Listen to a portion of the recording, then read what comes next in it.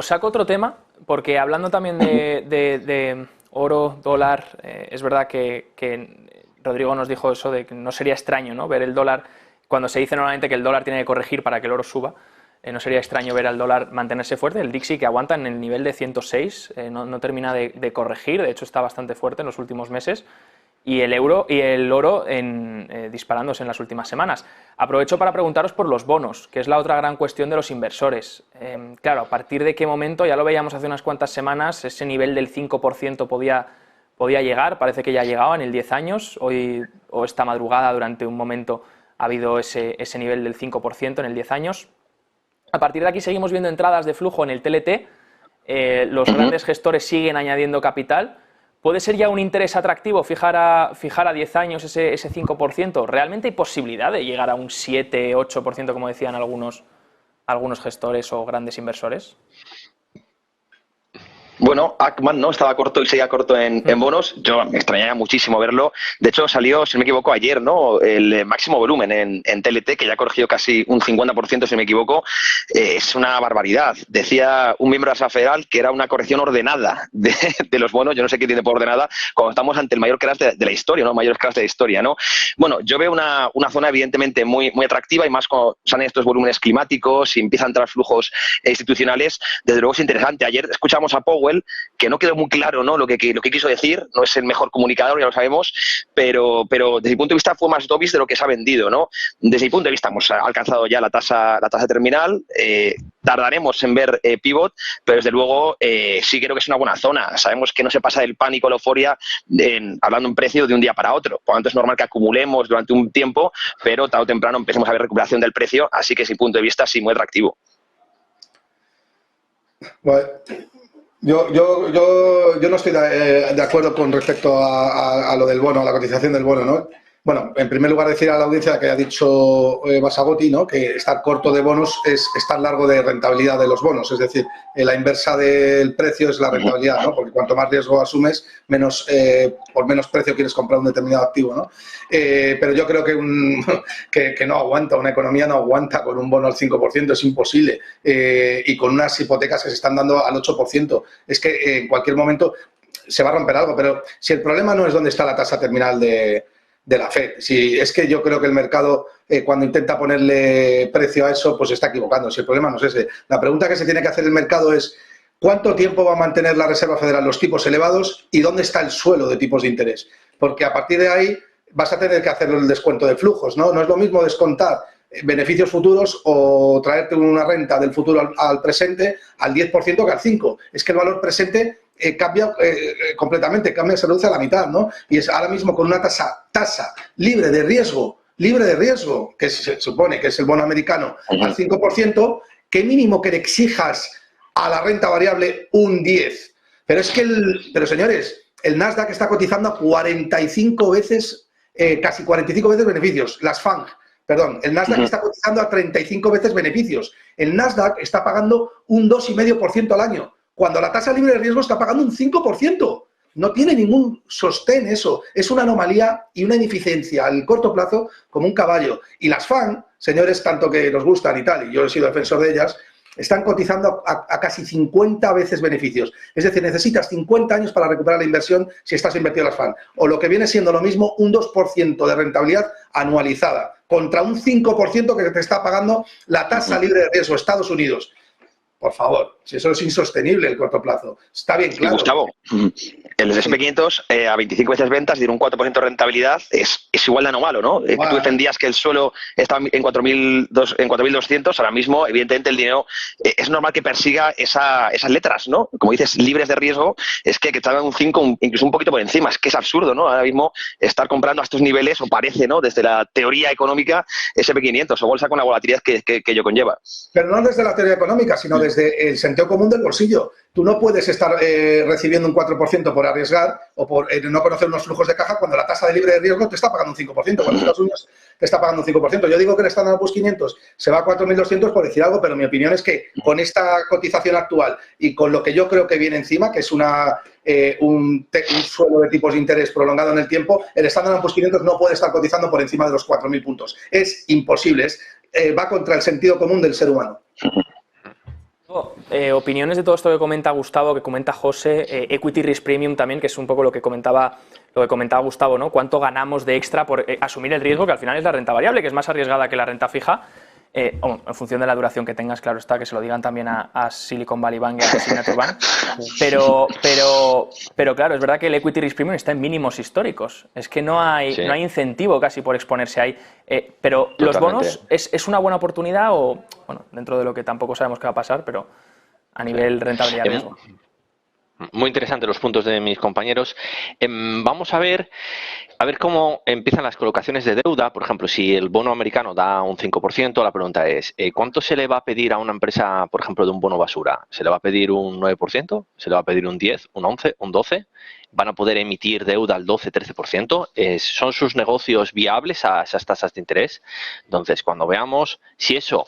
Yo, en mi opinión, creo que, y de hecho ha pasado que diversas colocaciones de deuda, es decir, empresas han ido a buscar financiación y han dejado de emitir deuda porque los tipos eran demasiado elevados, ahí va a empezar a frenarse de verdad la maquinaria de la economía. ¿Por qué? Porque la máquina de la economía moderna está basada en la deuda, en la emisión cada vez constante y creciente de la deuda. Entonces, cuando esas tasas al 11-12% empiezan a ser exigentes para los negocios, se empieza a parte de los flujos de capitales, el dinero va a ir lógicamente a los bonos americanos o a ciertas empresas que justifiquen ese riesgo.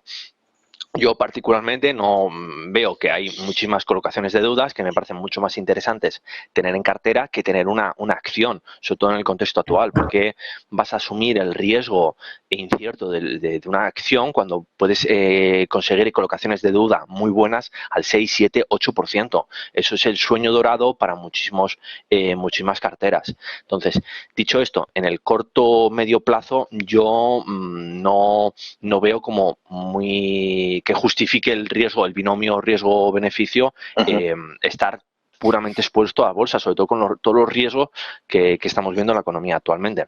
Por ejemplo, con el precio de los productores de Alemania desplomándose. Pero ojo con un apunte, porque si bien es cierto que puedes ser acreedor, ¿no?, al 7-8% o al 5% si escoges la tasa libre de riesgo, que los bonos estén así no significa que la bolsa esté cara. Lo que están caros son determinados índices, como el Standard & Poor's 500, Europa ya ha corregido un poco, como el Nasdaq está prohibitivo, pero es que el hecho del bono, que el bono, la tasa libre de riesgo esté así, es circunstancial de por qué otras empresas están cotizando a múltiplos muy bajos, que es lo normal. A ver si yo creo que hay mucho dinero que se está yendo a buscar refugio y por ello haya tipos reales negativos a futuro, ¿no? Gustavo, ¿podríamos entonces miraríamos hacia donde, por ejemplo, small caps llevan una caída impresionante? Ya se habla de las valoraciones históricas que se están viendo ahí, múltiplos históricos. También preguntarte, mencionabas hoy en Twitter, las mineras de oro también, donde si se cree que el oro puede seguir siendo un activo que lo haga bien, ¿qué pasa con las mineras que están cotizando a múltiplos históricamente bajos? Son múltiplos récord, mientras que vemos lo que bien dices, que ese SP500, si cogemos las 7 grandes magníficas, como las llaman, son las que están manteniendo al índice. Y no olvidemos que el Dow Jones está negativo en 2023.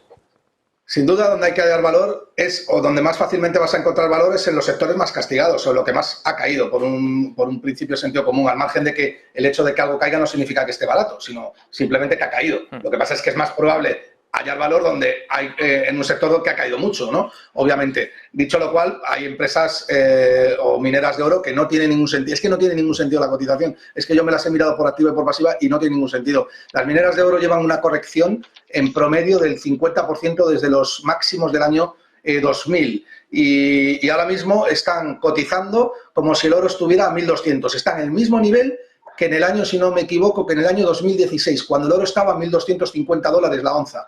Eso no tiene ningún sentido. Y además, es que la misma coyuntura que estamos viendo ahora, que es una coyuntura, lo que pasa es que en Estados Unidos, en aquella época, no había tanta información y no se dilucidaba tan bien las expectativas de inflación, pero en 1970 las mineras, en una situación parecida como la actual, multiplicaron por 25. O sea, no te hablo de hacer un ten bagger, ni multiplicar por 5, no, multiplicar por 25.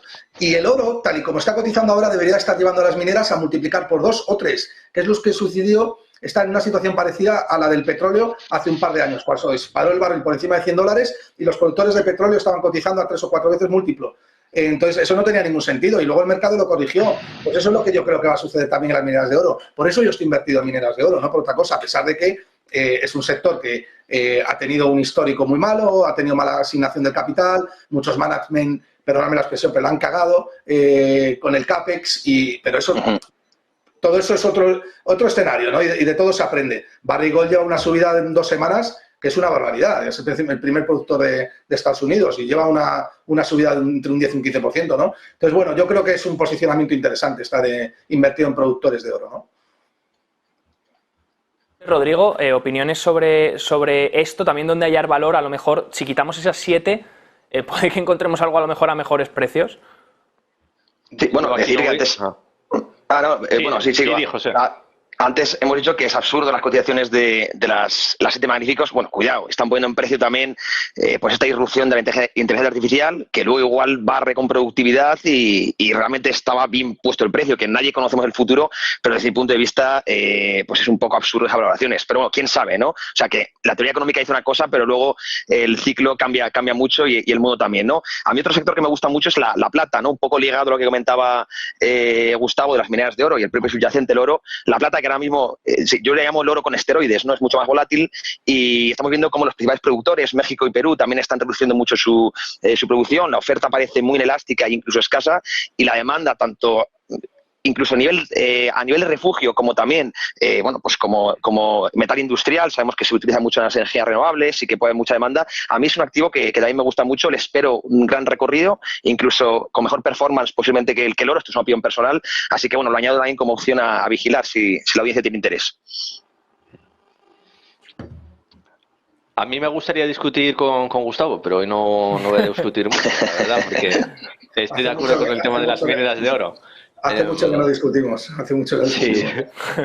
Pero bueno, en ese tema no voy a discrepar porque siempre he dicho que creo que las mineras de oro merecen estar mucho más arriba, sobre todo a estos precios, que no tienen sentido con la cantidad de caja que están generando que estén en las cotizaciones deprimidas. Entonces, tampoco es es como 1 más 1, ¿no? Al final están así, pero tienen que subir.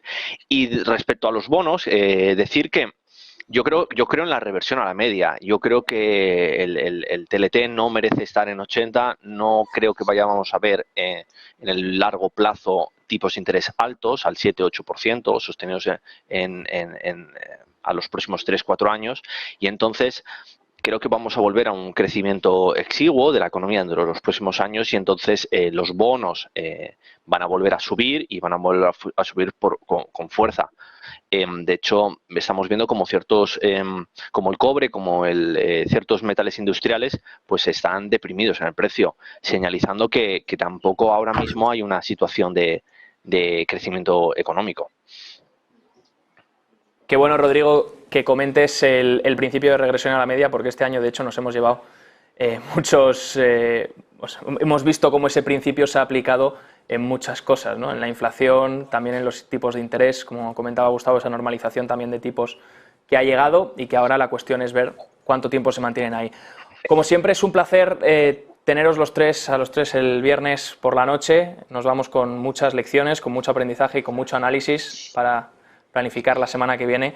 Así que daros las gracias, como siempre. José Basagoiti, CEO y cofundador de Trading Pro, Gustavo Martínez, profesor de Economía en la Francisco Marroquín y asesor financiero, y Rodrigo Oria, director de inversiones en Sevi de Espinosa. Siempre un placer, que tengáis buen fin de semana. Muchas gracias, chao. Inversión, bolsa, criptomonedas. Te contamos la actualidad que mueve los mercados.